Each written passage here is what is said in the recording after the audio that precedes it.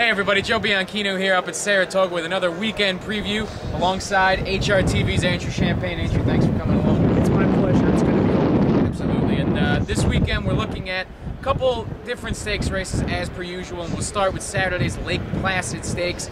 Really three horses I think you want to talk about here. First, we'll talk about the four Excellence, Joe Bravo, Chad Brown combination, 9 to 5 in the morning line. Excellence has been working lights out here at Saratoga ever since her stateside debut in the Belmont Oaks, which was pretty good.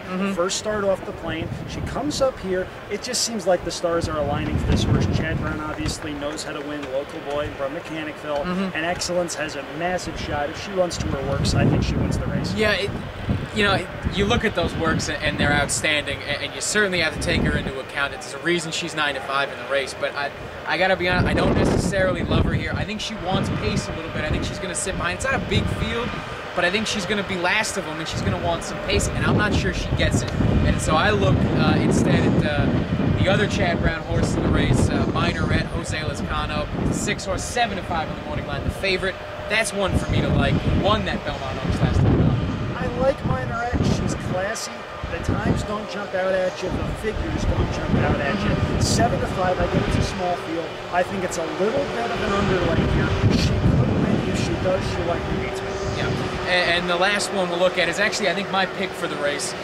The 5, Crown Queen. Johnny V, she's the third choice. 5 to 2, it's a Bill Mott horse. As the tractors come by grooming the track, we just finished the race here, so apologies for that. But it's a step up in class for Crown Queen. That's why she's 5 to 2. That's why she's a distant choice behind those two Chad Brown fillies. But she was a very impressive winner in her last allowance race last out. She's 2 for 2 on the year. She's ready to go. I think the race sets up well for her. I think she could be the horse to get this done. Crown Queen was one of the most impressive winners of the meet thus far. She ran a mile and 3/16 on the turf in 1:52. Ran the mile in 1:34 and change. And the second place horse from that race came back to win a similar condition to the race that Crown Queen won last out. This was a legitimate horse. I have sistered to an even more legitimate horse in Royal Delta. Bill Mott certainly knows how to keep horses good. She's a major player. Absolutely, and those are the three to look at for the Placid. We'll move now to the Alabama, where it's really kind of about one horse right here. It's about the 8, Stop Charging Maria, Johnny V, Todd Pletcher. If you've heard that name before, it's because she won the Coaching Club American Oaks here at this track.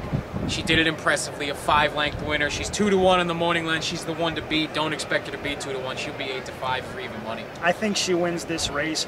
I wasn't impressed with some of her races earlier in the season. I didn't think her Black Eyed Susan was anything special. I tried to beat her in the Coaching Club American Oaks with Unbridled Forever, and Stop Charging Maria figured to run a monster race there.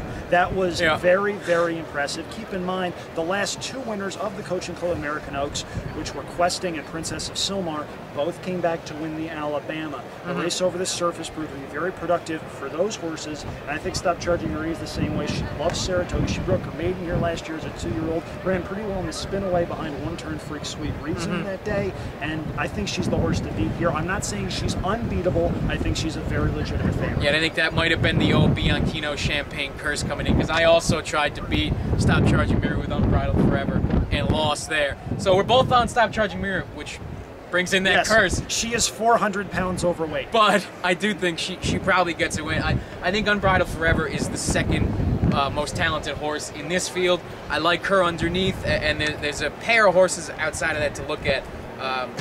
Catch My Drift for Chad Brown and Size for Bill Mott. 2 kind of distant choices on the odds board, but I think 2 very live horses in this race. Catch My Drift is 12 to 1 on the morning line, and this seems to be an improving horse. She's 2 for 2. This is obviously a major class jump. I don't think she faces some of the best 3-year-old fillies in the country here. Obviously, Untappable isn't running. She ran in the Haskell. And there are a couple other fillies that are missing from this field. Stop Charging Maria, obviously, no joke, but this could have been a much stronger field. And as such, a horse like that figures to maybe have a chance to catch up, run 2nd or 3rd at a big price, get some black type for breeding purposes. Yeah, 12 to 1. I'm taking her 2nd. For me, it's Stop Charging Mirror, Catch My Drift 2nd, and then Unbridled Forever, who really is, I think, the 2nd most talented filly in this race. She'll be 3rd for me. So that's the Alabama. Sunday's card, we'll look quickly at the Sword Dancer. Yeah, this is a horse. Main sequence comes in here for Graham Motion and Rashid Murad. Graham Motion on the turf. there aren't many trainers you like more on the turf than Graham Motion. 2-1 on the morning line. It's a closing horse who should get pace to run on here. I think he's going to be very tough to beat. Imagining another horse who's run well at Saratoga, so you maybe want to look at Imagining, and then Perfect Timber for a little bit of a price, also at 12-1. Like we talked about, Catch My Drift in the Alabama, 12-1 there on Perfect Timber. Gonna get pace, could be a closer, sets up well for him at a little bit of a price. So that is your weekend preview. I'm Joe Bianchino, that's Andrew Champagne. Thanks so much for coming along. My pleasure. And this whole Saratoga coverage is brought to you by the Factory Outlets of Lake George. Get your back-to-school shopping done at the Factory Outlets of Lake George and visit factoryoutletoflakegeorge.com. It's Alabama weekend, everybody. Good luck. Enjoy it.